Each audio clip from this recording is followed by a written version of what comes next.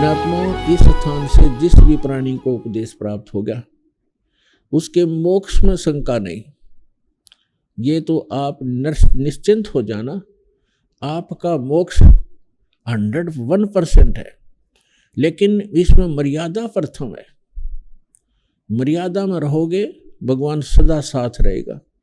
मर्यादा तोड़ दोगे तो सीता जैसा हाल होगा जिसने जरा सी लापरवाही की थी, लक्ष्मण रेखा लांग दी थी, और उसके बाद उसने सोचा तो ये था जरा सी लगी थी, क्या फर्क पड़ता, अभी चली जाऊंगी, वापस आ जाऊंगी। आटा डाल के साधु के, और साधु वेश में दुष्ट रावण खड़ा था। तो मर्यादा त्याग देने से उसकी कितनी दुर्गति हुई।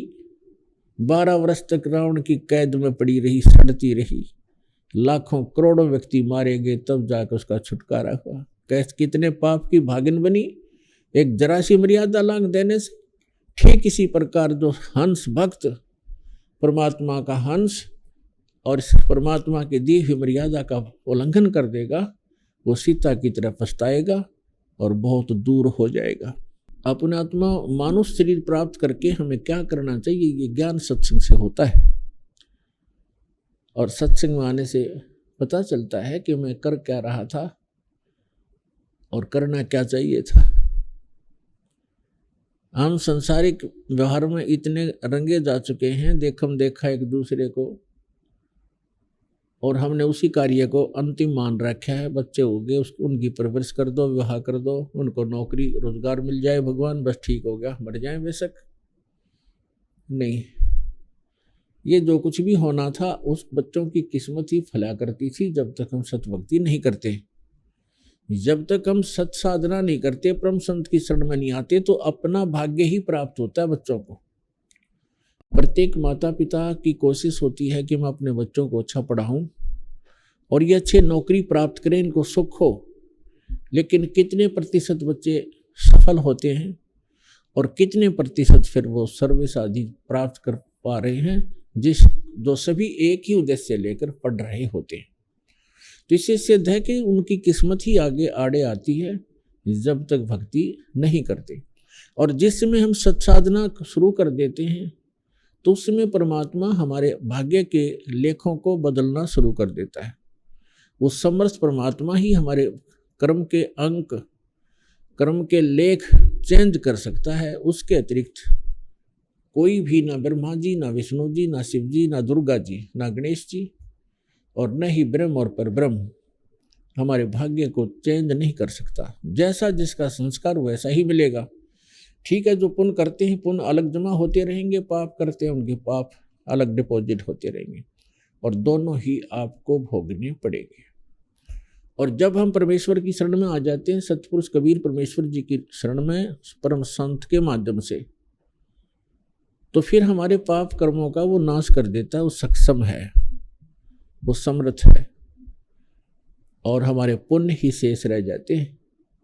जैसे आजकल खेतों में, फसल में खरपतवार को नाश करने के लिए एक ऐसी औषधि तैयार हो गई है कि उसमें सिंचाई करते समय उसको पानी में डाल देते हैं, वो सारी फसल में और सब जगह घूम जाती है। वो फसल को नुकसान आनी नहीं करती और खरपतवार को फूंक देती है। इसी प्रकार अब वो औषधि जो परमात्मा ने आके डिक्लेयर की है, सार्वजनिक कर दी है, उस सत साधना से आपके पापों का नाश हो जाएगा, आपके पुण्य बचे रह जाएंगे। अब इस बात को सभी जानते हैं कि पुण्य से सुख होता है और पाप दुख का कारण होता है। जैसे किसी के पैर में कांटा लगा हो तो कांटे से पीड़ा है वो, और वो किसी व्यक्ति के पास जाता है, उसको कोई कहता है, जैसे अन्य संत, अन्य देवों के जो पुजारी हैं, वो ऐसा सिद्धांत रखते हैं, वो पहले तो जंतर मंत्र बताते हैं दुखी व्यक्ति को, ऐसे करिए ऐसे करिए। जब कुछ भी लाभ नहीं होता है तो कह देते हैं ये आपके प्रारब्ध के अंदर लिखा हुआ है, आपकी किस्मत में अंकित है, इस अंक को खत्म नहीं किया जा सकता, ये तो भोगने से ही पूरा होगा। और फिर ये भी कहते हैं भगवान की भक्ति कर, हरे कृष्ण हरे राम सीता राम राधे श्याम, और साथ में ये भी कहते हैं कि ये भक्ति करते रहो, भविष्य में दुख नहीं होगा। अपने आत्माओं जिसके पैर में कांटा लगा हो और उसको कोई सलाह दे कि कांटा तो निकलेगा नहीं, ये तो आजीवन तेरे पैर में बना रहेगा, ये पीड़ा भी बनी रहेगी, और उसको कोई सलाह दे कि तू जूता पहन ले, भविष्य में कांटे नहीं लगेंगे। जूता, कांटा लगे पैर में जूता पहना नहीं जा सकता। दूना दर्द करे हो तो पहले कांटा निकले और फिर उसको राय दी जा कि जूता मत निकाल देना, नहीं तो भविष्य में ऐसा ही दुख तुम्हें फिर हो जाएगा। तो इस डर से फिर वो व्यक्ति जिसका कांटा निकल गया और जूते प्राप्त हुए, फिर वो इस डर से कभी जूता निकालेगा नहीं कि कहीं फिर से वो बिजली ना गिर जा, फिर कष्ट ना आ जाए। तो पुण्यात्माओं, जो दुख आज जिसको दुख है, जो दुख में भक्ति करते हैं वो भी अच्छी आत्माएं हैं। जो सुख में करते हैं उनका तो कहना ही क्या है। जो सुख में भक्ति कर रहे हैं वो कभी ना कभी विचलित अवश्य हो जाएंगे, और जो दुखी होकर के भगवान के चरणों में आते हैं उनको मालूम है सुख की कीमत का, और फिर वो कभी जिंदगी में डिस्टर्ब नहीं होंगे, क्योंकि उनको पता है कि यदि मैंने भगवान की ये भक्ति त्याग दी, जूता निकाल दिया, तो वो कांटे मेरे सफर में फिर से पैरों में लगने शुरू हो जाएंगे और मैं कदम भी नहीं चल सकूंगा। तो इसलिए कबीर साहब कहते हैं, सुख के माथे पत्थर पड़ो, नाम हृदय से जावे, बलिहारी उस दुख के जो पल पल नाम रटावे। परमात्मा हमें संकेत करते हैं कि भगवान से ये मांगा करो, हे भगवान इसे सुख का आग लगा जिससे आपकी भूल पड़े,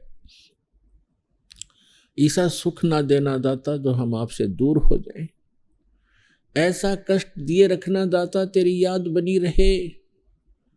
तो पुण्यात्माओं, इस जीवन में सफल होने के ये फार्मूले हैं, इनको कंठस्थ याद रखना, अपने जीवन में अप्लाई रखना। सुख बहुत खतरनाक है इस प्राणी के लिए।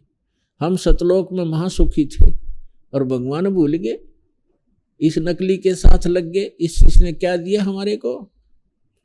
यहाँ ये दिया, कुत्ता बनाया, कुतिया बनाई, गधे बनाए, गोबर खिलाया, किसी के कैंसर, किसी की टांग कट गई, किसी की आंखें फूटी पड़ी हैं, कोई सड़ रहा है, कोई तड़फ रहा है, कोई टेंशन से, कोई हानि से दुखी, कोई किसी कारण से। तो ये दिया इसने हमारे को, और हम अपने समर्थ को छोड़ दिया क्योंकि सुखी थी हम। तो ऐसा सुख इस पृथ्वी पर वैसे तो है नहीं, लेकिन हम झूठे सुख को ही सुख मान बैठते हैं, जिस कारण से हम परमात्मा से दूर हो जाते हैं, और फिर वो इतना महंगा पड़ता हमारे लिए। फिर मैं कभी भी बात सेट नहीं हो पाती, बहुत समय लग जाता है।